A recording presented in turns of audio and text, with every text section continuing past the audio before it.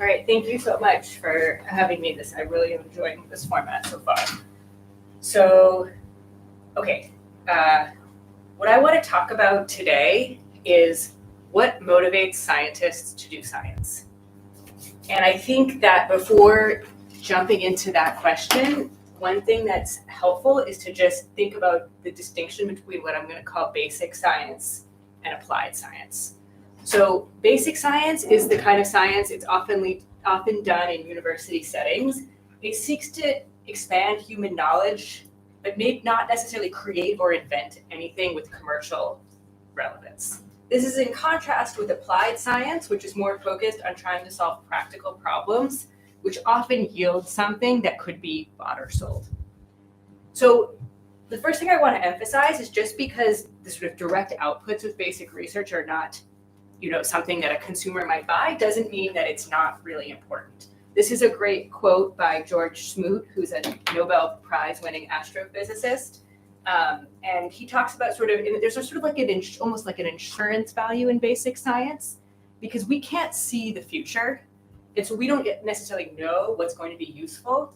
But he has this quote where he says, if we only did applied research, if we only just tried to make the next better version of something, we would still be making better spears.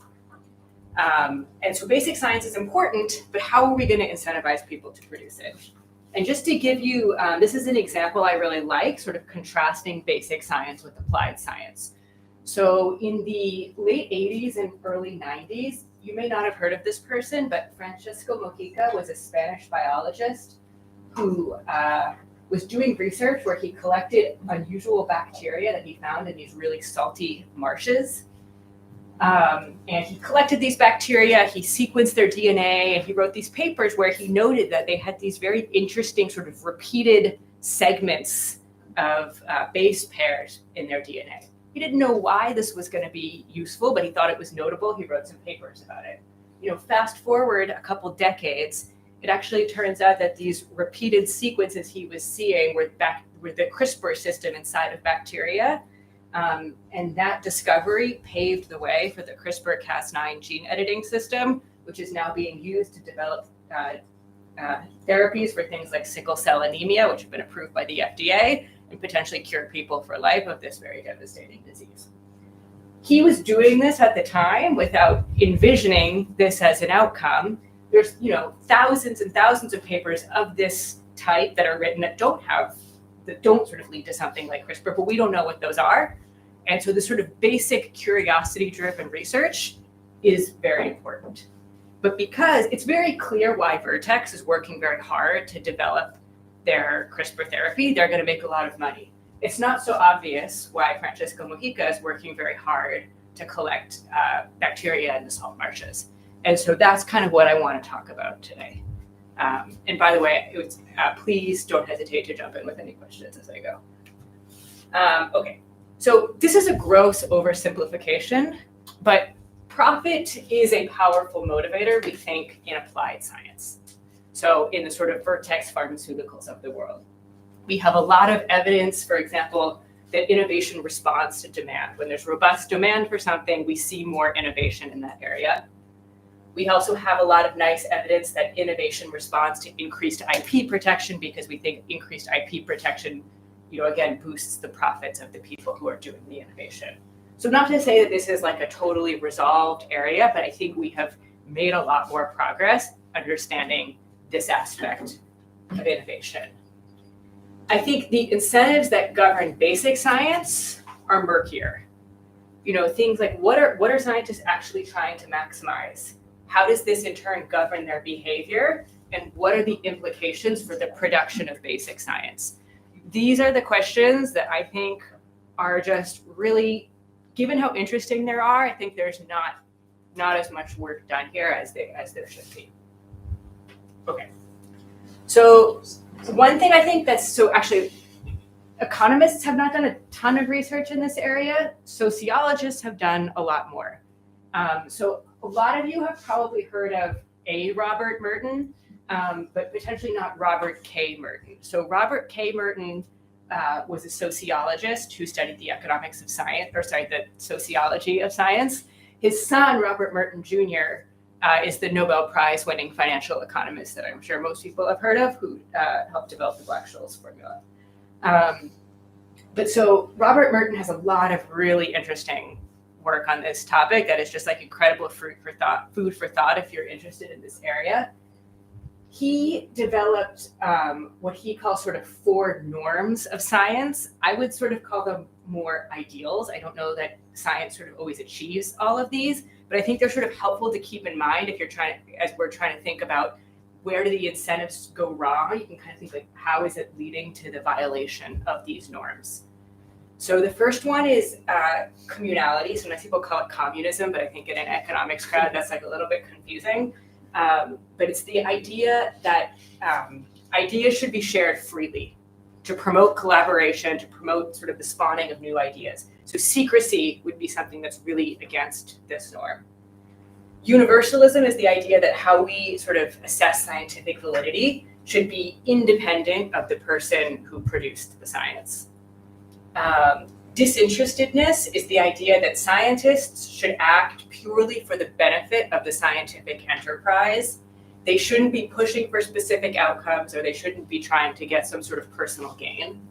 And then lastly is organized skepticism. Scientific claims ought to be exposed to scrutiny before they're being accepted. So a lot of this talk is going to be trying to think about when might these norms sort of break down in science, and how is that breakdown perhaps a product of some of the incentives that the systems we have impose.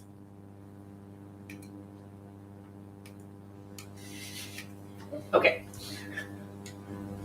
So the first thing I'll talk a little bit about is this idea of academic freedom as something that can be a powerful motivator to get scientists to want to do science. And what I'll do is actually I want to talk about this really nice paper by Scott Stein called "Do Scientists Pay to Be Scientists?", which studies basically whether researchers are willing to, or people who do science, are they willing to trade off some salary in order to have more scientific freedom. And this is sort of a hard thing to imagine doing in the cross section. You could look and say, okay, some people are in jobs with very little academic freedom and other people are in jobs with a lot of academic freedom, and you could compare their salaries, but potentially people are sorting into these different fields. So you might find that people with less academic freedom are paid more, but is that just because those are more productive people, for example? So in the cross section, you can't really answer this question. So he actually has this very nice design where he does this large survey of biology postdocs who are going and doing sort of an organized job search, the way that we're sort of familiar with in economics. And what he does is he zooms in on these researchers who get multiple job offers, multiple formal job offers. So he argues these are people who are late in the process, they have multiple job offers on paper. You don't get that far into the process if you're not seriously considering the job. So you have one person with a set of jobs that he's arguing are about equally attractive to them because they're considering them all seriously. So that's sort of the key assumption. But now you could hold the person fixed. You could say they have a set of jobs that are more or less equally attractive. And now within that set of offers, you could try to do these comparisons between the attributes of the jobs and do the ones that offer more academic freedom pay more or less.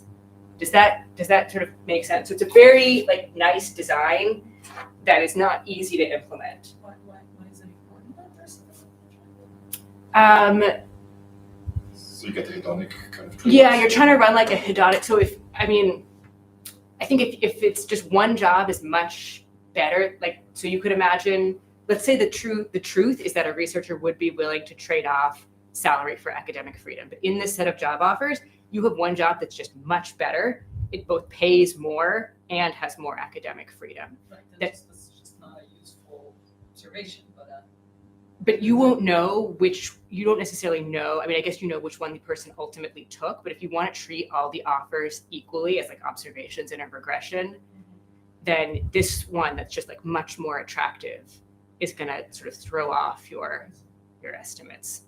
You kind of want to say You don't want anything that is just apparently true. exactly. That's kind of the assumption he's making. Is that just because you're looking at averages? Could you look at for instance, quantiles and then conditional quantiles and then Quantiles of what? quantiles of differences in offers, for instance? So we don't know what the trade-off is. We don't if I give you two offers, one low salary, one high freedom, high salary, low freedom, we don't know which one is actually more attractive. That's like what the regression is trying to tell us. Sure.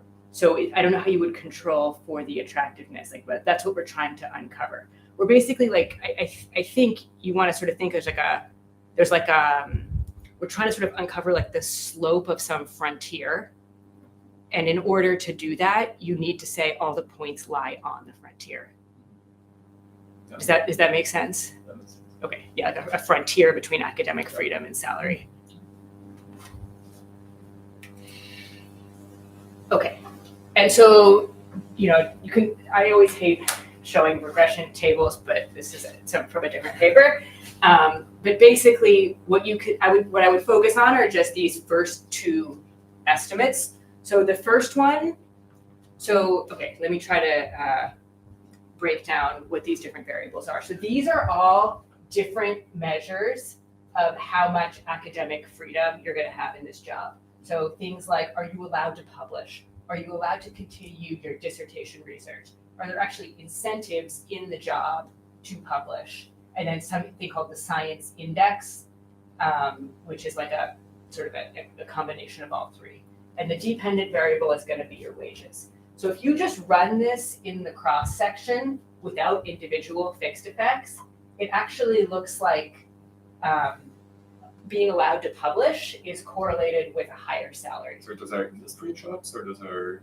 They're all industry jobs, but there's a lot of variation within these industry jobs and sort of how academic they are. That's a great point. Yes. And so in the cross section, it looks like being allowed to publish is actually associated with a higher salary. But that could very much be driven by sorting. There's these really good candidates, they get the jobs that sort of both pay more and have more academic freedom. You see that the sign switches when you have these individual fixed effects. So when you have individual fixed effects, it looks like basically within a person, people trade off about 20% of their salary to be offered a job, which, for example, permits them to publish, or some other combination of sort of measures of academic freedom. So I think this is pretty powerful evidence that there's just consumption value in getting to be a scientist, in getting to have this freedom, in getting to work on what you want. And so that speaks to... I totally believe that, but another interpretation could be that they just want to go back to academia later or something like that, and for that you need publications. And yeah, that's possible. Although, why would you want to go back to academia? That's probably a further pay cut. But it's still a more indirect motivation. Yes, it's not just yes. the Or you pleasure could of doing... more of a violation of this would be like this: if you take one of these jobs with a lot of academic freedom, it sort of lets you later in your career leapfrog to like a higher paying job because there's a lot of signaling value in being able to publish. That would be like a more of a violation, I think. Because it's actually, no, you're not trading off money for academic freedom. You're just trading off money today for money tomorrow. So that's for sure like a threat to something you might worry about. There's also an option value, right? At least in economics, there's an option value. You can only go back to academia. Yep. Yes. So you cannot tell these apart. That's right. Although I would again say like what makes going back to academia so attractive? I would think it's the academic freedom and not the salary, but. But maybe you don't know, right? Yeah. Yes. So this is all option value. That's possible. That's definitely possible. Any other questions on this? Okay. So then the next thing that I want to spend, actually, is there just? Oh, there's a clock. The next thing I want to spend a good amount of time talking about is this idea in science of credit. So. Many scientific norms that we have actually could sort of be understood if you view them through the lens of they're all trying to just motivate people to do science. So things like grants, prizes, naming things after the first person to discover them or figure them out. They're all ways of compensating researchers, but we're just not necessarily compensating them with profits or money. We're compensating them with credit and acclaim. I love this quote by Charles Darwin. He says, "My love of natural science has been much aided by the ambition to be esteemed by my fellow naturalists." But I think, if you spend any time around academics, this just really resonates. We really care about what the other people around us, do they find us impressive? Do they think that we're smart? I just think it's a very powerful motivator. And actually, Robert Merton, I think understood this very well. He talks about how when you publish a paper, you're actually giving it away for free, right? And so property rights in science become whittled down to just this one: the recognition by others of the scientist's distinctive part in having brought the result into being. And so, in particular, we give people credit. But in science, it's really we give people credit when they're first. That's kind of the way that things are done. And so if you think about this, if it's really important to be first, it's not really surprising that people fight a lot about who was first. And history is just full of examples of this. Newton and Leibniz fought very bitterly over who ought to be credited as the inventor of calculus. Darwin versus the lesser-known Alfred Wallace were both working on the theory of natural selection and evolution. It was actually only when Darwin learned that Wallace was very close that he actually sat down and really finished his manuscript. And then more recently, there was this sort of nasty fight between Perlman and then Yao, Zhu, and Cao over the proof of the Poincaré conjecture. There's some pretty interesting articles you can read about that. But why do people fight so much? Because people want the credit.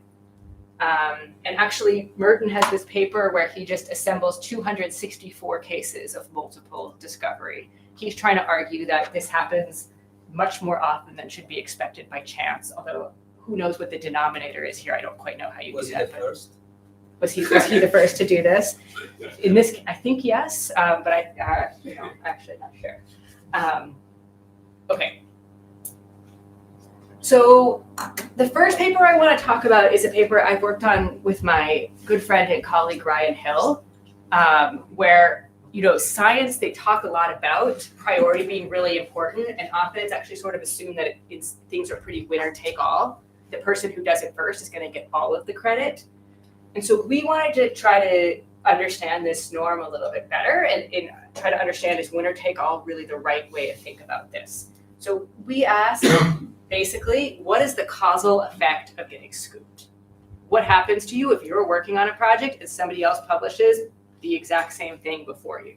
So both in the short run, so how much credit, if any, do you get if you're scooped? But then also maybe you could imagine if you get less credit, it also has some long run implications for you in terms of your career productivity. And then as a sort of secondary question, we asked, does the priority reward system reinforce inequality in science? This is something called the Matthew effect. This is also a Merton term. Sort of this idea that success causally begets future success. So if you randomly have some success early in your career, people know your name, it's easier to get the next grant. And so there can be sort of from a small lucky break in the beginning, you can have these big differences that evolve over time. And so we'll talk a little bit about that too. Okay, this is a hard question to answer. So when we first started trying to think about this, we were like, well, maybe we can just use bibliometric data and assemble instances where two papers come out on very similar topics, but one is first and one is second, and sort of see what happens. The problem is that if it's really actually very costly to be scooped, you might just abandon your project and not publish it at all. And so you would be missing all of those people if you focus on the bibliometric data. So that was the really big challenge. So that's point number 3. But just to go through these in turn, we felt like we needed a setting where the problems are very defined and there's one right answer. So to understand what I mean by this, you can think about economics as being a very bad example of this. We work on questions that are sort of squishy, and it's hard to argue that two papers are really substitutes for each other. Even if you think of something like a very straightforward question, like what is the effect of a $15 minimum wage in the city of Seattle? There's been multiple papers written on this topic which use different data, different approaches, come to different answers. And so it's hard then to sort of have a notion of being scooped, because if the second person who writes a paper comes to a different conclusion, are they really sort of replacing what the first person did. So we want an area of science where we think that this is a little bit cleaner. The next thing we need, which is related, is an objective measure in sort of idea space of scientific proximity. If we're going to work in a field that's not economics, so we're not experts, how are we going to figure out whether two projects are really exactly the same? That would be very hard for us to do and to do at scale. So we want a way to do that in sort of a data-driven way. And then the last thing, which is what I was alluding to at the start, I think the most important is that we need a view of potential abandonments prior to publication. So like one thing we thought about trying was writing to editors of journals, asking them for like papers that had been submitted but rejected due to the fact that they were not novel. Unsurprisingly, we didn't have a lot of traction. It turns out that those are considered very proprietary. So we thought this project was kind of not doable because of this third point. And then we talked to some people outside of economics who gave us some good ideas. So we focused on the field of structural biology, and I'll tell you why, but first let me tell you a little bit about structural biology. So structural biology is a field of science where you're trying to figure out the 3D structure of proteins. And this is a very hard thing to do just because proteins are too small to see under a microscope. So you have to do these very complicated experiments called X-ray crystallography, where you like crystallize the protein into crystals, you beam it with X-rays, you generate something called a diffraction pattern, and then do a lot of complicated Fourier analysis to sort of reverse engineer what the shape of the protein must have been. Now, why do we care about the shape of proteins? Proteins, there's this saying, form determines function. So if you know the 3D shape of a protein, you can understand how it works. Also, if you know the shape of a protein, it can be very helpful in trying to think about what's an appropriate drug that might attach to this protein and bind to it and turn it on and off. So it has very important implications for drug development, vaccine development, et cetera. So it's an important field of science. I think over a dozen Nobel Prizes have been awarded to researchers. So this is kind of the applied end of things or more the basic research kind of things, you'd say? I would say it's still basic research. People are writing papers where they say, here is the 3D structure of the so-and-so protein. So it's like an academic exercise. It's an academic exercise, but then as I'll show you in a minute, all the structures are uploaded into this data bank that is heavily used by pharmaceutical companies. So I think actually in some ways it's sort of like a very nice simplified dichotomy here where the scientists are figuring out the structures of the proteins and then the pharmaceutical firms are saying, okay, now can I figure out what type of molecule would attach to that? Of course, in reality, it's a little bit blurrier. Like the pharmaceutical firms also employ structural biologists. So it's not exactly that clean, but that's sort of a rough approximation, yeah. Do you have a question? No. Okay, so then the protein data bank contains the structural data. Actually, this is a little bit out of date. When we wrote the paper, it was around 140,000. Today, it's now around 200,000 of these 3D protein structures. And what's very nice is that since the 90s, at strong pushing by the protein data bank, all the science journals got together and decided that if you write a paper with a protein structure, they will not accept it if you have not uploaded the structure and all the associated metadata into the protein data bank. However, as part of that negotiation, scientists in this field are incredibly paranoid about being scooped. So the sort of compromise that they struck is that you write the paper, you send it to a journal, they say to you, did you upload it? And so you go and upload it to the protein data bank, but it goes into this secure holding tank. Nobody can see it, but you're furnished with a receipt that says it's in the holding tank and it's ready to go. It's kind of like archive. I personally never used archive. So you have this option to keep it secret. In archive, it doesn't stay secret. I think you have an option. No, it's Or maybe I'm wrong. I don't know. But you definitely get the timestamp of when you're. So you get the timestamp, but nobody can see. They can't even see that it's in the holding tank. So only person who knows is the editor of the journal because you give them the receipt that says the protein is in the holding tank. But if you have the timestamp, why you would still care about being scooped since you already have the proof that you're first? Because it seemed I don't know if I have all the slides here, but basically it seems like priority is determined by who publishes first and not by who uploads into the protein data bank first. So I could talk a little bit more, but I could upload to the data bank before you, but you could have sort of a better editorial process. Your paper comes out first and I'm still like somewhere in the submission process, you're gonna have a better outcome than me. We do have some examples of that happening. Because nobody can see, I mean, it's a bit of a chicken and an egg thing, but because nobody can see that you've deposited, that date is just sort of irrelevant. And we can talk about the mechanisms. It seems like this is sort of being driven by the editors who are obsessed with their journals publishing only the most novel science. Sorry, last question. This is also the literature that Google AlphaFold kind of tries to. Yes, and we're trying to work on sort of a paper related to that. But yes, if any of you have heard of the Google DeepMind AlphaFold, so let me actually go back a few slides just because I think this is very interesting. So the way that sort of proteins fold is you start off with something that looks like beads on a string. Each of these beads is amino acids. There's 20 amino acids. And these amino acids have sort of different properties. Parts of them are positively charged or negatively charged. So some of them are going to attract and some of them are going to repel. And so that sort of set of properties means that this chain is going to fold up into a very specific three-dimensional structure.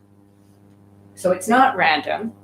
And so we do these very painful experiments to try to figure out this 3D structure. But for years, people have thought it ought to be possible if you know the amino acid sequence, which that's quite straightforward to figure out, you should just be able to predict how it's going to fold. This was what was known as the protein folding problem. I think at one point people thought maybe there'll be like a nice equation that would just govern this. Okay, it turns out it's much more complicated than It's that. basically a high-dimensional minimization problem of energy. Yeah, I know a bit about how the algorithm works. It's actually super interesting. It uses insights from evolution, which I think there's plenty of time, so I can talk about it for like 2 minutes. But they started having this competition called the CASP competition, where they would have amino acid sequences whose structure had been solved, but they're put in a different vault. So the people running the competition know the answer. And then they give these amino acid sequences to contest participants, and they run them through their algorithm, and they would predict the structures. And they were having this every other year, I think, from the 90s. Basically, nobody was getting very close. Their predictions just were not very close to the actual structures. And then in 2018, DeepMind showed up and blew everyone out of the water. It was still sort of not good enough to replace experimental structures, but it was a huge improvement. Then they came back in 2020 with just another massive improvement that led to people saying, more or less, the protein folding problem has been solved. For most proteins, the predicted version is just so good, if not better, in some cases, than the experimental structure, that for lots of protein structures, we think that you should not need to run these incredibly costly experiments anymore. And one thing that's super interesting about how the algorithm works is that it's actually not, you might think it's very reliant on having similar structures already solved in the data, because it can kind of use those as a template to learn from.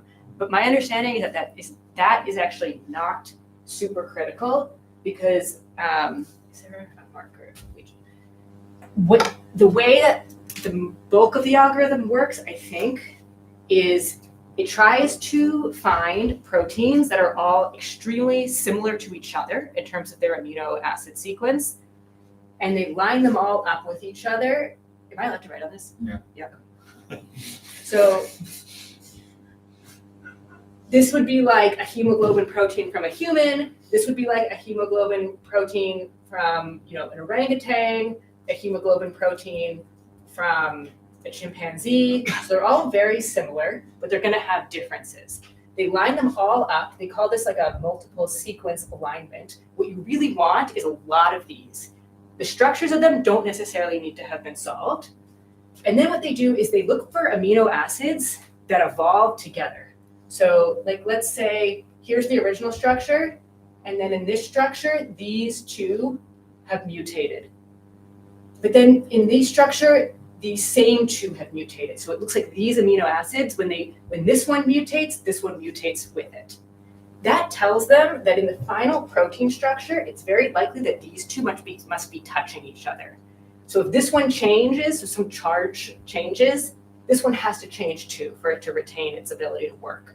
And so by doing this over and over, they know, okay, these two have to be close, these two have to be close, these two have to be close. Functionally, the hemoglobin stays the same. Exactly. Like, therefore it has to have the same structure. Exactly. So this is a big part of how they're doing it. And what's very cool is actually it's fine if they don't have the structures of these. The structures help, but they argue that this is actually like the most important part, which I was very surprised by, because we're trying to work on sort of a project about this, and we thought this would be all about, it works really well in the areas where the scientists have already been, but that actually need not be the case. So this can work really well on whole protein families that are just really hard to crystallize, but that there's a lot of them. So I just think it's like, sorry to take this detour, I just think it's like so interesting. And we have lots of time, so I'm happy to talk about it. I didn't know that was the case, that it was good for extracrystallography proteins, because I've read that it's not very good for things like cryo-EM does particularly well, like membrane proteins. So I had heard that it's actually, they think it could be quite useful for membrane proteins because they have deep MSAs, even though there's not a lot of, so the problem with membrane proteins is that they're really hard to crystallize. But they had a big resurgence because of cryo-EM. Exactly, yes, because you don't need to crystallize it then. So I'm not a total expert on this. I'm just trying to learn. So some of you may know more than me, and I would love to talk more about it. But it's funny because that whole thing sort of unfolded when we were like very deep into this project, and all of a sudden the questions we started getting were like so different. People went from being like, who cares about structural biology, to like, I've heard of AlphaFold, like I want to talk about that, which is what I think makes it fun for me to work in this area. I get to learn some of the science. So the projects are uploaded to the protein data bank confidentially, and then when the paper is published, the protein data bank is sort of monitoring, and then and only then will they release your entry to the public. So, and then it's released, you can see both the date it was initially deposited and hidden, and then the date that it was published alongside the paper. And then there's this bioinformatics algorithm which links. Sorry, just one more. Yeah.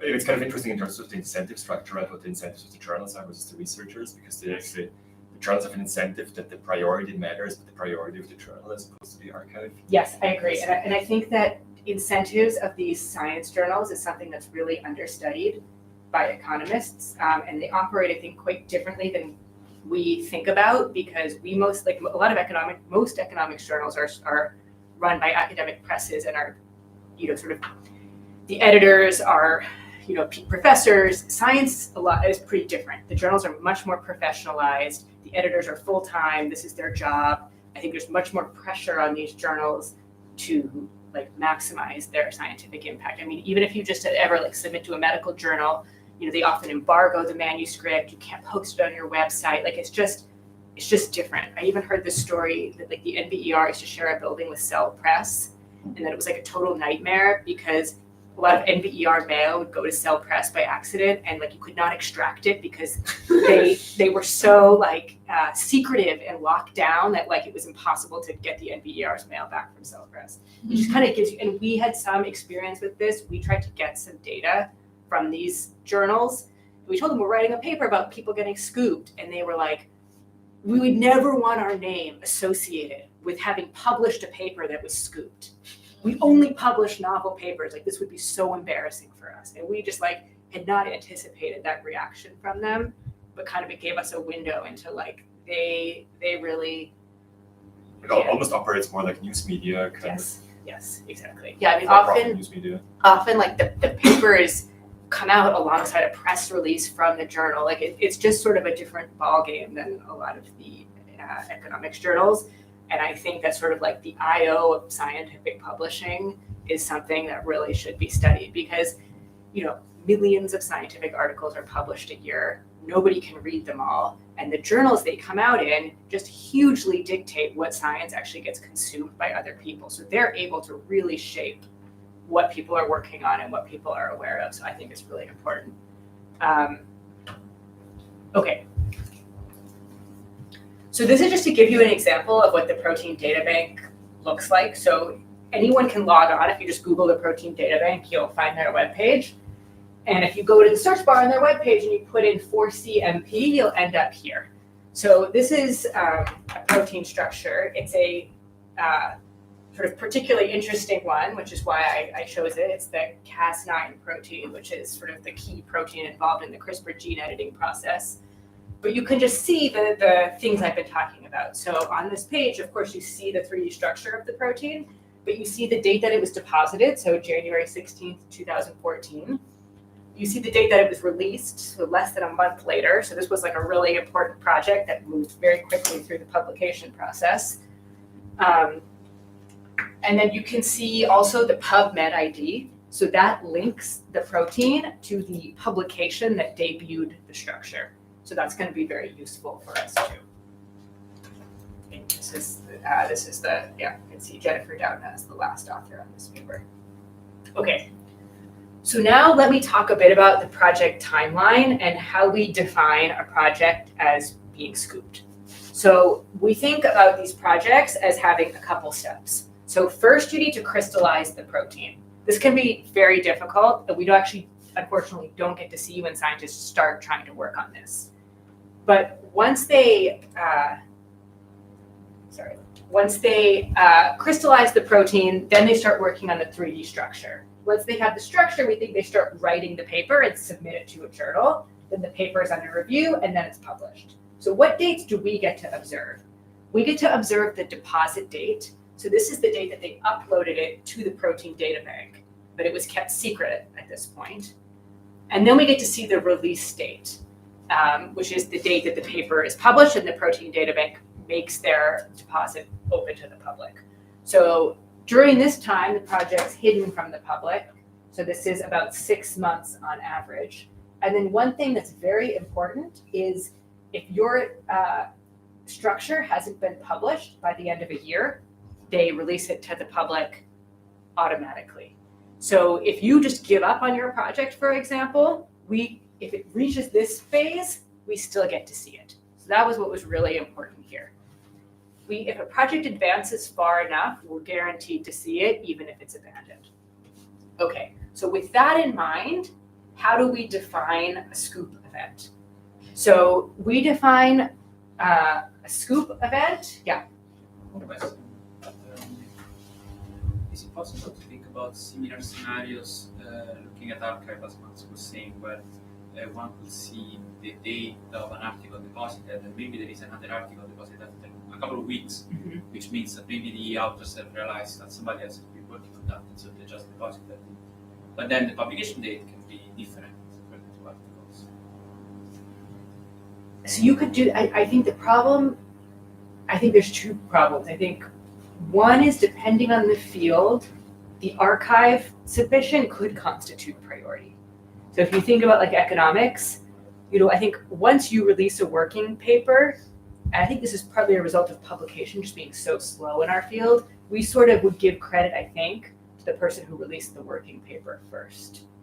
And so it's not clear whether you should use the winner of the sort of archive race or the winner of the final published paper race as sort of the thing that demarcates priorities. I think that's one thing. And then I would still worry a little bit about the abandonment problem, which it might make more sense when I explain exactly how we define. We have this very narrow definition of scooping here, which sort of guarantees that if we focus on this type of scooping, we can rule out any abandonment. Whereas in archive, I would worry that you see the other team and you might give up on your project.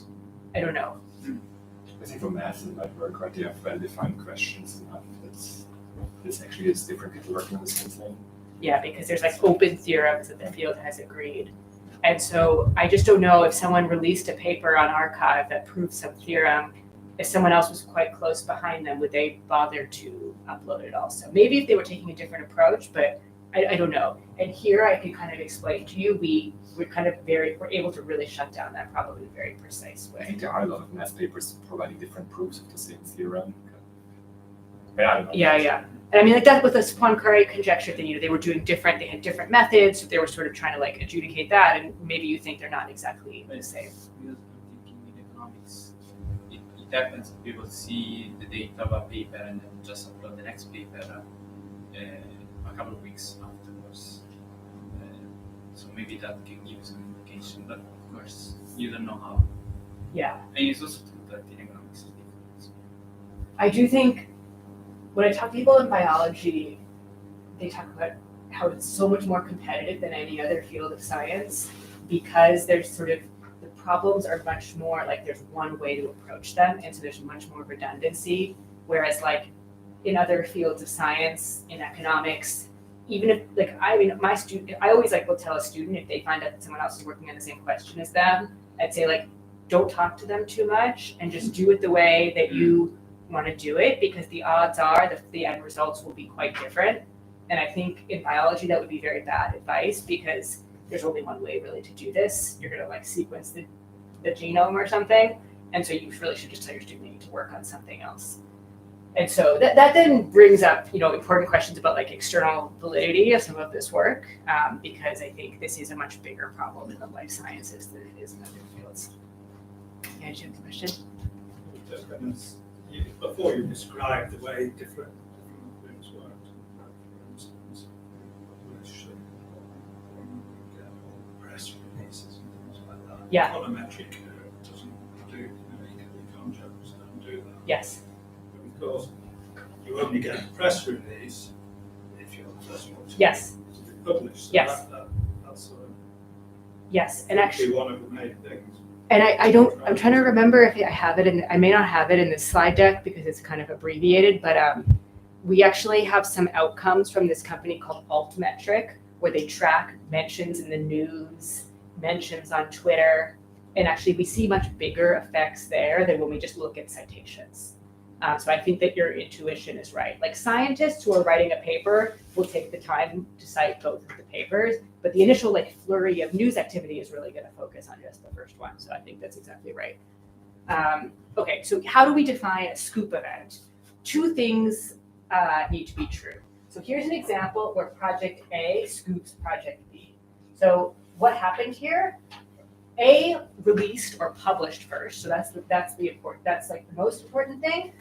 But then the other thing that needs to happen is that both of them need to have deposited before the first team released. So that would be in contrast with a scenario like this, where again, team A wins the race, they release first, but now B didn't even deposit until they saw that A had released. So why is it important that we be in scenario one? Because here, both teams got to the deposit point before they knew about each other. Because remember, nobody knows what's happening until the release happens. So we think that this really shuts down concerns about attrition because you know you've been scooped, because both teams are going to be locked into the data because they deposited before anybody released and anybody knew that they had been scooped. And so if you deposit, you don't get a message somebody already. No. So everyone's sort of in the dark here. They lock themselves into being in our data, and then the first release happens. So here, this team, they deposit after the first team released. So first they made a decision not to abandon. Then they also, we have some evidence in the paper that they actually do, in this scenario, they do things to change the paper. They maybe add additional structures. They seem to do, the titles suggest they're doing like extra stuff to try to distinguish their paper from the first one, which we don't see them doing when they kind of didn't know that they were in a race until it was too late. So, you know, this is, on the one hand, it's very nice because it solves this like real econometric issue we were having. On the other hand, it's really a very narrow definition of being scooped very late in the project. So just that's something to keep in mind as sort of a weakness here. And they actually give the same answer when they both deposit. Yeah, so I'll show you an example in a second. Okay, so here's an example. So here are two deposits, one that won the race and one that was scooped. Okay, I'm not a structural biologist, but these protein structures look extremely similar. We found them by using the amino acid sequence, and so we require them to have amino acid sequences that are highly similar, which then means that they should fold out the same way. And both of them are, if you look at the title, they're called the toll-like receptor 3. So here, this was a research group from Scripps. They deposited on April 27th. They released on June 28th. It came out in Science, which has an impact factor of 31, and it got 196 citations over the course of 5 years. Here, these researchers came from the NIH. They deposited a little bit later, and they released a little bit later, about a month later. It came out in PNAS, still a very good journal, but an impact factor of about 10 and 129 citations over the first 5 years of this paper's life. So what we are doing in the data is just assembling over 1,000 examples of races that look like this. So the protein is not identical, correct? It's similar, but how do you define exactly? So there we use the amino acid similarity, sequence similarity. There's different thresholds you can use. We go actually all the way down to 50% similarity, which sounds very low, but from our sort of reading of the literature, anything actually above 30 are considered extremely similar. We can run it exclusively on a sample of 100% similar. We lose a lot of sample, but the results look they're noisier, but they look very similar. Because they are a bit different to some extent. You respect not full scooping because they're not identical. Yeah, sometimes. So looking at these pairs, it's often like the exact same protein, but from two closely related organisms, like from a gorilla and a chimpanzee would be like one example of why they're not exactly the same. Or sometimes like one group will, sometimes these like protein structures, I think, have like sort of like little tails, and some people kind of omit those and other people include them. So things like that. Yeah. Yes. How does the journal know that there is a deposit date of somebody else at another journal? Yeah, so that's a great question. So I don't think I have all of these slides in this presentation, but actually the reason we contacted the journals was we wanted to see if we could get from them the date that they received the manuscript, for example. And so one thing we can see is that the journals actually, it seems like they don't know necessarily. So the times when scooped papers have really still come out in good journals is because everything is under review at the same time. And by the time this one comes out, this thing is already pretty deep in the editorial process. And then it seems like they'll still publish it. But once these lags start getting longer and this one, is already out, then PNAS will just desk reject it basically. And then that's when they really have to start dropping to lower journals. So probably should interpret the results as some form of lower bound of the effect of scooping because of this. Yes, and we can show you how the scoop effect gets worse the longer the lag is between the two. It's a little hard to think about it because on the other hand, if you find out very early you've been scooped, maybe you haven't put that much work into the project. So what's more costly from the perspective of the scientist is like a little bit harder to think about, but sort of purely from an impact perspective, yes, that's right. So your similarity threshold for scooping is endogenous to whatever you're measuring, right? So it's endogenous to whatever impacts the scooping is having on the actual publication, right? Because I guess people in the field kind of assume, okay, this is too similar to consider different as being different proteins, right? Does that create any econometric problem? I'm not sure I totally. You're saying similarity is just in the eyes of the editor, basically.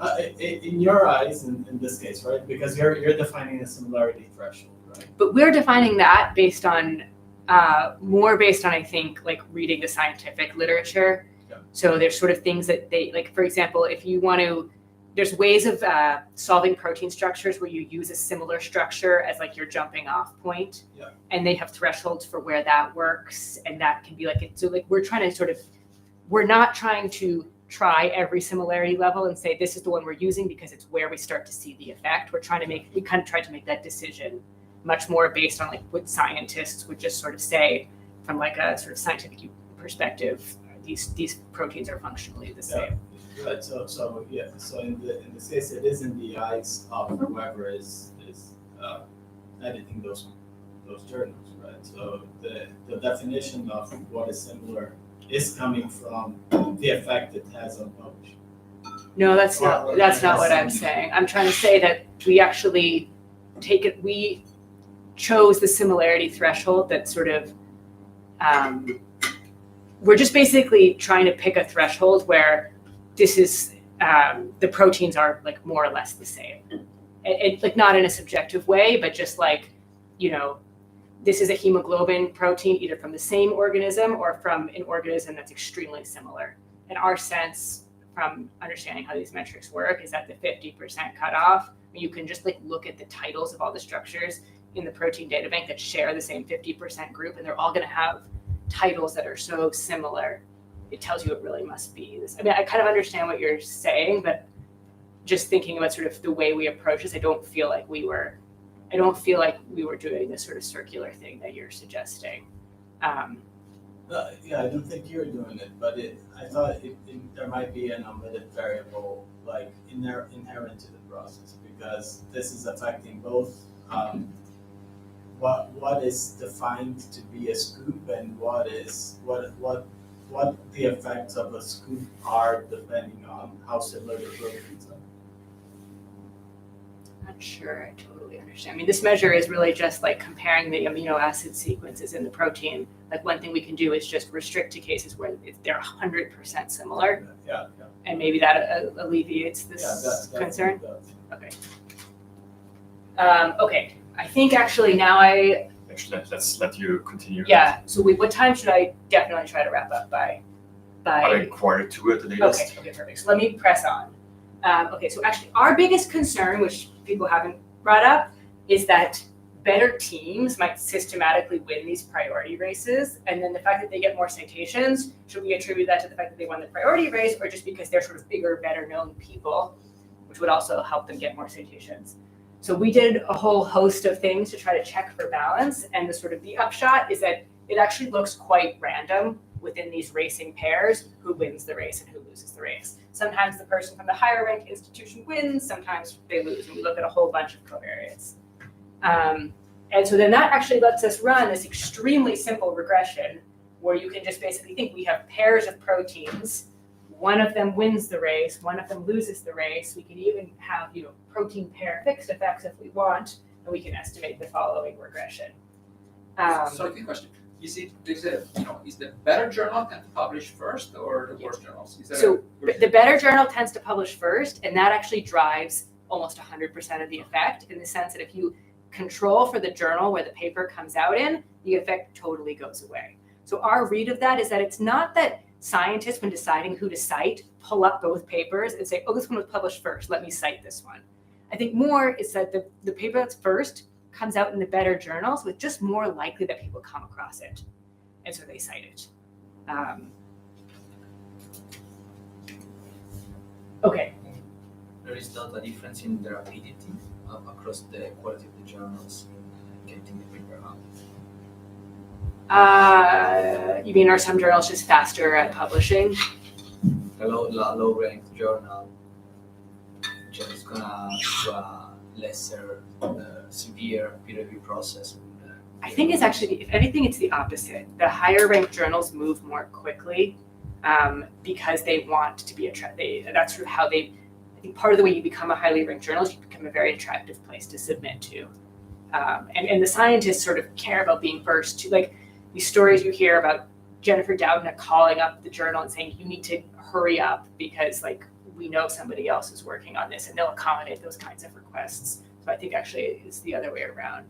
Sorry, just a side question, Jonathan. So how much do they know that there's another team? They might, because it's in the field, they might, even though they don't know for sure. Yeah.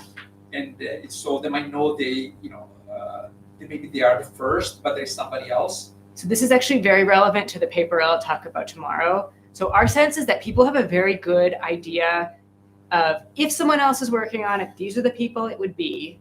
They might have sort of a sense, but no one would talk to each other. We would hear stories about, like, this person was my postdoc and now he's their postdoc and I'm trying to ask him and he won't tell me, like, these kinds. So, I think people have good priors and sort of like correct probabilities, but it's people really don't talk to each other.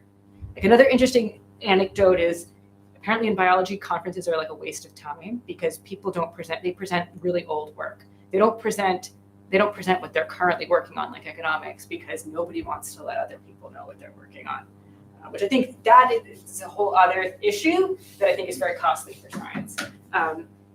So basically our results, we find that there is a penalty if you're second, but it's quite small. So the winner gets about 55% of the total citations, and the loser gets about 45% of the total citations. This seemed very small to us. We kind of didn't know how to think about it. So what we did was we ran a survey of structural biologists where we posed to them a very detailed scenario that matches the types of scooping events we see in the data.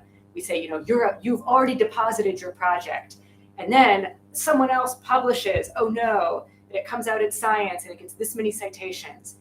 And then we ask them all these questions. Do you think you'll be able to publish? What journal do you think you'll be able to publish it in? How many citations do you think you'll get?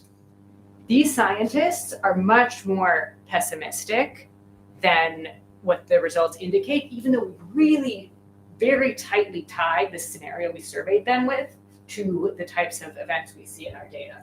So they think that the winners are going to get 70% of the citations rather than 55%, which I think, kind of explains the behavior we were hearing about, because it's a little bit puzzling if this is sort of the reality. We think part of the problem is that people are a little bit miscalibrated, and maybe, one good thing to do would be to try to reassure people that it's not as dire as they think. Yeah. Is there a heterogeneous treatment effect across quality? Like, if the gap between the two scoop papers is really big, then is there a different citation difference? So, like, if I get scooped, the time really difference. Crap, and my paper's really good, then is there? So actually, it's interesting you say that, because in structural biology, a unique thing which will come up tomorrow is you can measure the quality. So can you do heterogeneous treatment? Yeah, we looked at that. So Classification? we looked at that. So there's no systematic difference in the quality between the first team and the second team. It's pretty random who has the higher quality paper. And I think I'm pretty sure that we tried to see whether the effect is, as you say, smaller or bigger, depending on, like, if the second place team is higher quality, you might think the gap is smaller, but I don't think we saw that. Yes.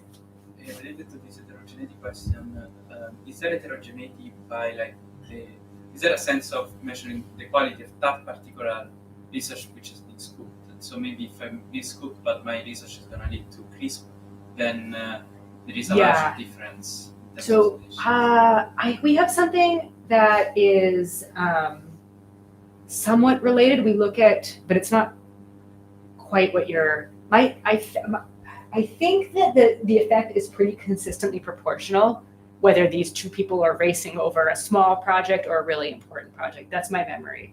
But I don't want to say that definitively because I don't have a slide on that.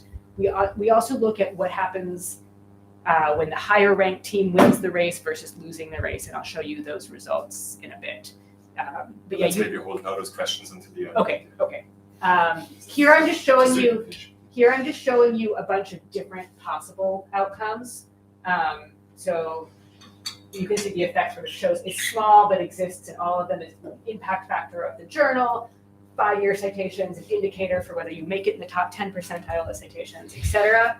Then we look at the long run outcomes. I might just move through this very quickly, but basically we do see some negative effects for people on sort of longer run outcomes in the 5 years after the scooping event. So things like, are they still publishing in PubMed, which is broadly, are they still in the life sciences? Are they still publishing in the PBB, which is more narrowly structural biology?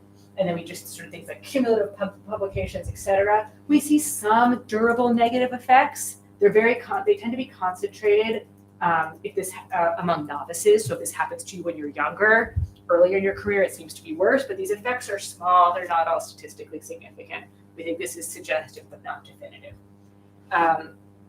And then just very quickly, the last thing that we see is that we can sort of organize teams into whether they're sort of high-ranked teams or low-ranked teams using things like the rank of their university, the number of prior publications and citations that they have, etc. So then we can then look at 4 kinds of races. The first 2 is a high-ranked team scoops a high-ranked team, and a low-ranked team scoops a low-ranked team. In both of these cases, we see the winner gets 55% of the credit. But then we can also look at mismatches. So when a high-ranked team scoops a low-ranked team, they get 66% of the credit. When the low-ranked team scoops the high-ranked team, they actually only get 46% of the credit. So winning a race is not enough. If pre-existing reputation matters a lot. And one way you can kind of interpret these results is through the lens of a statistical discrimination model, which we have in the appendix of the paper. Okay, so to conclude here, I'll just say getting scooped lowers citations, but the rewards seem to be more evenly distributed than scientists themselves think. This brings up sort of interesting normative implications. Is the premium for priority too large or too small?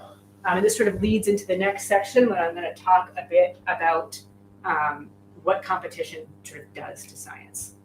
Okay. It seems to really undermine the communist Newtonian norm. Yes, exactly. And so that I think is a super important area for we kind of figured out the right way. What you want to be able to measure is like secrecy, people not talking, people not collaborating. And that's inherently a really hard thing to measure. But my conversations with biologists suggest to me that a huge cost of having this competition for credit is it just really kills collaboration. Okay, so I want to talk about sort of two consequences of this credit-driven system we have in science. One is that it leads to intense competition, which is going to have some effects. And the other is that I think it requires scientists to defend their work. I'll talk more about what I mean. Okay, so how should we think about competition for credit in science? What's it going to motivate people to do? One thing it might do is just motivate people to work really hard because they want to finish first. That could be a good thing. It might motivate researchers to be more secretive and less collaborative, exactly undermining this Newtonian norm. Researchers might cut corners and do low quality work to help finish first. And like think lots of other things here. One thing that is sort of very salient in the news right now is scientific fraud. Okay, so I'm gonna not really talk about this too much because this will be the paper I talk about tomorrow. But over the course of writing this paper about credit in structural biology, we got very interested in this idea that if scientists think it's so important to be first, might they produce lower quality work in their pursuit to be first? And this came up because as we were learning more about structural biology, we learned that there's these really cool measures of a project's quality of execution. So not like citations, which is sort of a mix of is the paper well done, but is it an important topic? This is just saying, no, here's a crystal structure. I can give you an objective score of how good of a model this is. And so we focus on structural biology. We find strong evidence that scientists complete projects that are competitive more quickly, and as a result, they are lower quality. And then the other thing that we find is that projects that are about really important proteins, like about this CRISPR-Cas9 protein, people understand that rationally, these are the projects everyone wants to be working on, so they're more competitive. So you actually end up with this sort of perverse result that the most important projects are the ones that are done the most badly.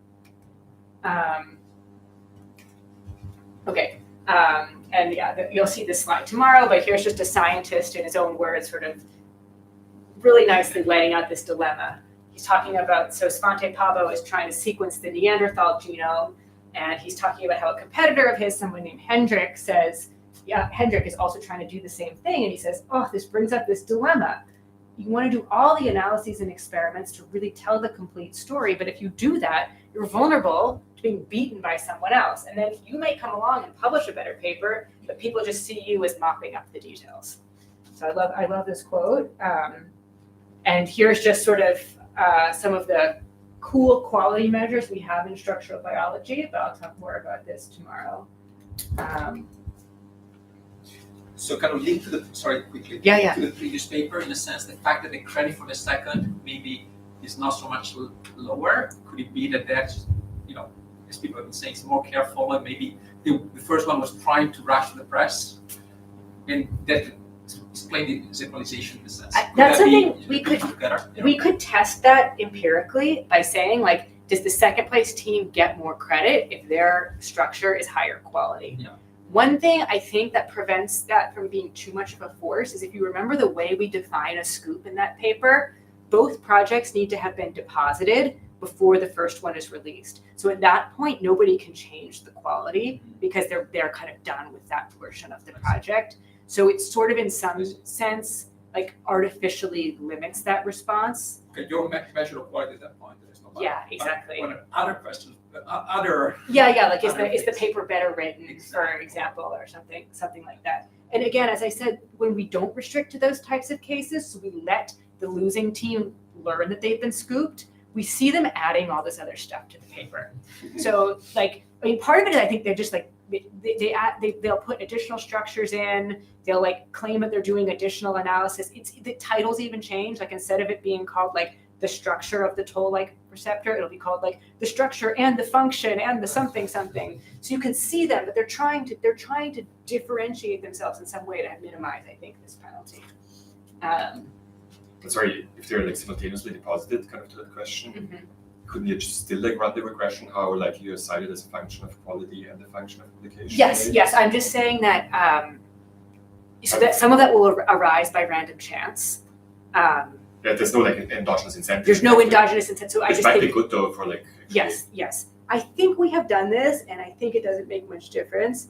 I remember for sure we checked whether it was balanced between the winners and losers. I mean, there's no systematic difference that one is higher quality than the other, which is what you'd expect because they both locked themselves in before they knew. But I think we checked, and that doesn't do much to sort of explain the size of the effect, but I should double check that because it's a very interesting question. Is the story the quality side are simultaneously submitted, just to understand what Matt was saying? Then if I'm a higher quality, it might take me longer to actually. I've already done all the work basically at that point. When I submit this. I didn't interpret it that way. So that we can check because I think we were worried about that. And we show that the better quality structure is equally likely to be the first or the second. You might mechanically think it's the second because basically if one person just chooses to do a more careful job, they're mechanically more likely to lose. We don't see that. But I thought you were asking, just given that hedonic regression, kind of like this. Given that there's just going to be naturally random variation in whether the second one is better quality or not, can you see whether the citation penalty is smaller if they just sort of randomly happen to do a better job? I think we ran that, but I can't remember. We should double check because it'd be very interesting if that explains instances where the gap is very small. My sort of jaded guess is that it would just pale in comparison to like the reputations. I think that's going to like matter way more. Than the actual sort of quality. Is that kind of quantity salient to a reader? Yeah, it is. Like often they put it in the title. They'll say this toll-like receptor solved at 3.1 angstrom. We also tried to see like, do people more likely to put that in the title if the quality is good? Do we see bunching at certain round numbers? But we didn't see a lot of that. Okay. So I talked I think this is super important. I was very brief because I'm going to talk about that tomorrow. When I talk about sort of intense competition leading to low quality. But I do just want to say, I think intense competition in science has all sorts of pretty important implications for how the field works that are really quite interesting avenues for future research. I think in some ways it's very good. I think in some ways it's very detrimental. The last thing I want to talk about, which I view as sort of another consequence of a credit-driven system, although you can let me know what you think, is that in a world where credit is so important, it becomes very necessary to defend your work and defend your reputation.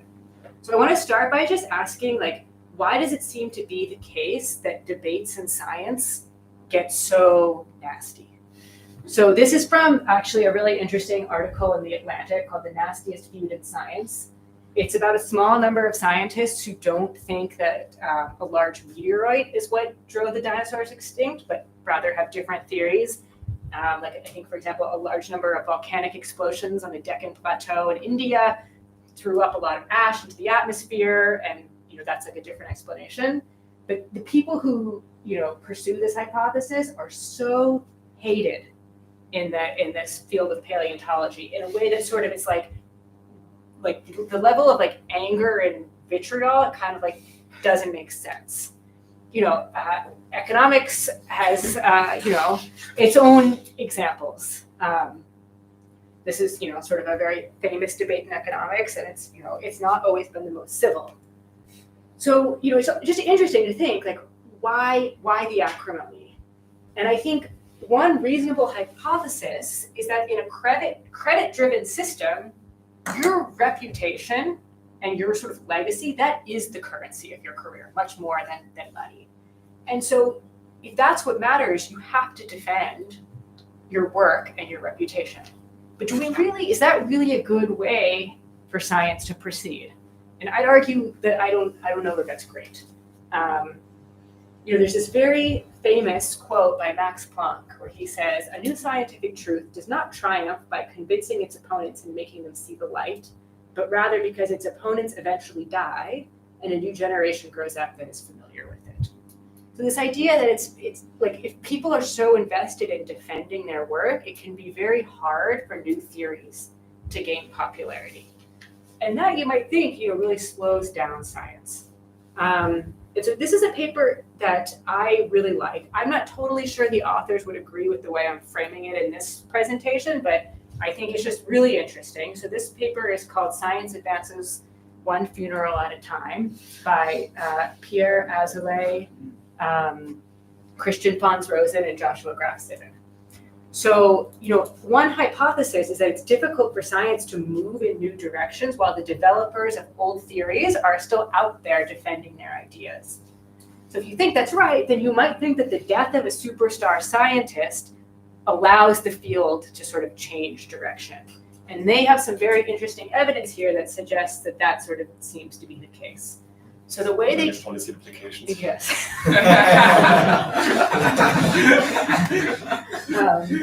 So they start with a sample of around 13,000 superstar scientists, which they define as having gotten a certain number of grants or winning early career prizes, etc. And they find 452 of them who die sort of while being very research active. And they do their analysis at the subfield level. They're able to sort of classify people into subfields using something called the PubMed related citations algorithm. So basically, this algorithm will take a paper and then spit out, somewhere between 50 and 100 highly related papers. What's nice about it is it's, despite having the word citation in the title, it's not using citations to do this. So you don't have to worry about people, for example, only citing their friends who they think are doing sort of the work the right way. It's actually using the title, the abstract, and then these things called mesh keywords, which are like extremely detailed JEL codes that independent reviewers assign to these papers, and they have this tree-like structure. It's a very nice feature of working with the life sciences data. It uses these to sort of classify papers very tightly together, which let them build these very detailed subfields. And then they can do their whole analysis at the level of these very detailed subfields. They have tens of thousands of them. And so what they do is they have these subfields where the superstar died, and they have these subfields where they have these control superstars who did not die. And they can basically just run a difference in differences at the subfield level. Well, you could think that a lot of the effect might be a shifting of which subfields are actually prominent. Prominent. What do you mean by that? I know it's not. I know the way I would think of like the blank quote or paradigm change, like a new paradigm is kind of like a new subfield. It's not like a within subfield change. So actually, I think they're kind of very clear about this. They say very explicitly, we're not trying to look for like paradigm shifts. We're more like looking for like we're still working on the same questions. We're just like, are people coming in now with slightly different approaches? So I don't think they're looking for like, It's like you do Newtonian mechanics and the quantum mechanics comes along. No. It's at a much smaller level than that. I still think there's lots of subtleties involved with doing this at the subfield level, and it's possible that there still are some issues with that. But actually, they show that you'll see the results are actually not so much that like the content wildly changes, but like new people seem to come in with slightly different methods. So the first thing that they find is that after a superstar dies, you actually see the subfield becoming slightly more productive as measured. I think this is measured just in terms of number of papers, but that's sort of surprising. And what you see is there's actually pretty heterogeneous effects. People who were collaborators of the person who died, they become less productive, but all of a sudden you see an increase in contributions by people who never collaborated with the superstar who died.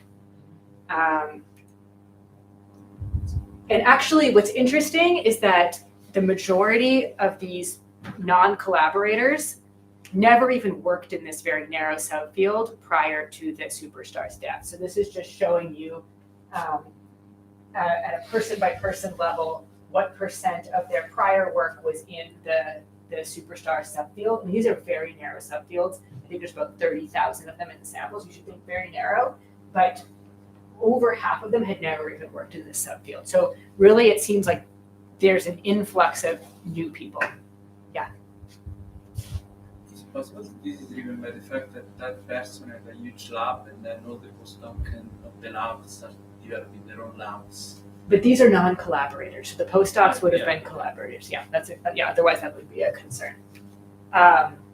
These new publications are disproportionately high impact.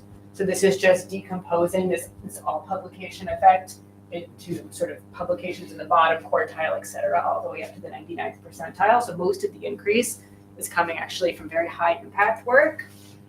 And then there's this very nuanced investigation of like this sort of scientific orientation, which to be honest, I found this a little bit hard for me to parse. But the first panel uses this PubMed related citation algorithm, which can sort of measure in intellectual space the distance from the dying author's work. And they actually find this new work is very central. It's very close in intellectual space to the work that this person was doing. So it doesn't seem like they're sort of asking new questions. But then in panel B, they look at the work that they're citing.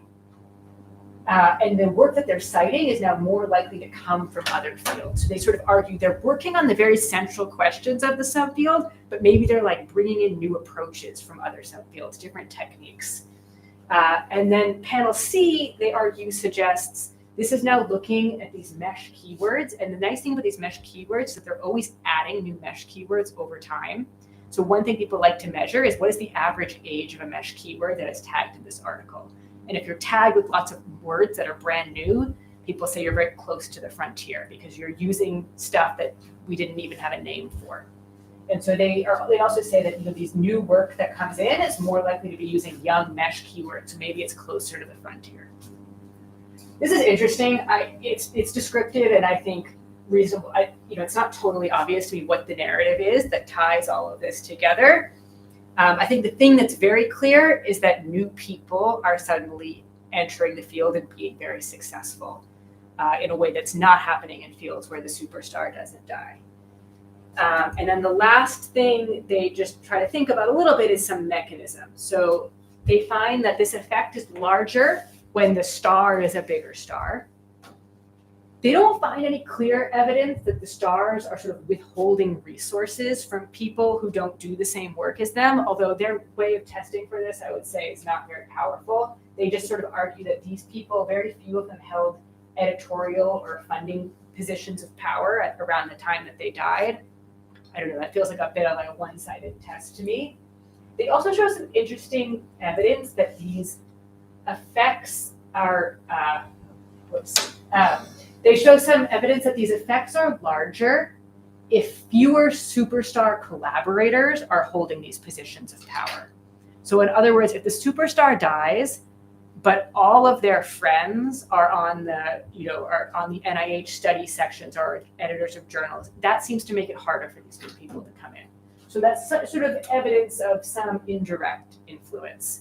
But I just think that this is like something that's very important. I don't know if people follow much like sort of the drama that goes on in the Alzheimer's research world, where there's been sort of competing theories of what causes Alzheimer's. And this amyloid beta hypothesis has sort of always gotten all the attention, all the funding. And now we're finding out a lot of that research is fraudulent. Pharmaceutical companies have spent billions of dollars, but basically it seems like those people just always wielded all the power in the field, making it impossible for people who had other hypotheses to ever get funding, to ever publish well. And I think that in some ways is sort of an extreme version of maybe what this paper is uncovering, which is that you have a lot of people very invested in a certain theory, and they're going to work hard to defend it because that's their reputation is at stake. And I think that that's a pretty perverse thing for science. And I may be sort of pushing the conclusions of this paper further than the authors would want to, but I just think this is a super important issue to think hard about in science. So I think that's more or less all I have. And I'll just conclude by saying scientists are human and humans respond to incentives. And this credit-based system that we have leads scientists, I think, to deviate from these Mertonian norms or ideals. So I think the sort of really important question to think about is just, can we do better? Are there alternative ways to organize and motivate science that would sort of help prevent some of these perverse incentives that we see? So that's all I have. Do you have thoughts on that? Like how, you know, the Metodian norms are almost like opposed to incentives, right? It's like altruistic motives in some sense. And I think that some people believe that, you know, people who do like, I think when you talk to economists, it's almost like this is too obvious. But when you talk to people outside of economics, they're like, no, scientists love science. They'll do and because of that, they'll do the right thing. And I think there is for sure some element of that. People are not like maximally abusing the incentives, but I think also people love science and they love having a job. And you know, they're not everyone's, you know, people aren't necessarily doing fully corrupt things, but to say that the incentives are not having some impact on the projects they choose and the way that they talk to other people, I think that's like a little naive.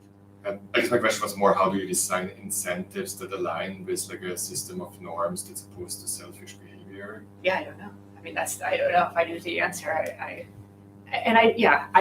Maybe there is no sort of perfectly like incentive compatible system, but I think like, you know, different fields do things differently. Like for example, you know, particle physics, they have this very different model, right? Where like every paper that comes out of a collider has everyone in the lab's name on it in some pre-specified order. So that's sort of like the opposite of credit, because like no matter what you do, like it's just going to be the outcome will be the same. Your name is somewhere in this long list. I mean, the fixed costs are so high at this point that there's literally one team in the world, right? Yeah. So that it has to be that way for sort of idiosyncratic reasons. But then that's going to have like interesting effects. Like, you know, maybe people are, because your name is not tied to it in the same way, like people are not so, I don't know, that, you know, you might think it's also probably hard to motivate people to work really hard because like they're never going to get all the credit, even if they did 90% of the work on that one project. So like, I just thinking about those trade-offs are interesting, and like maybe in some settings one model works really well and in others it doesn't work as well, sort of depending on the features. I didn't disagree at all. It was just yeah. I mean, I don't know, but it does feel like we could be innovating more. I mean, I don't know. I was listening to your talk with the system of patronage, and it's like we're not that far from that, really. Yeah, in the old days, with a monastic order, you know, actually Galileo himself didn't get married, though he had children. But it was not supposed to get married as scientists, correct? Because it was supposed to be dedicated to science. That's interesting. Yeah. So I don't know. Maybe we should make scientists take an oath. I don't know, but if you go to Oxford.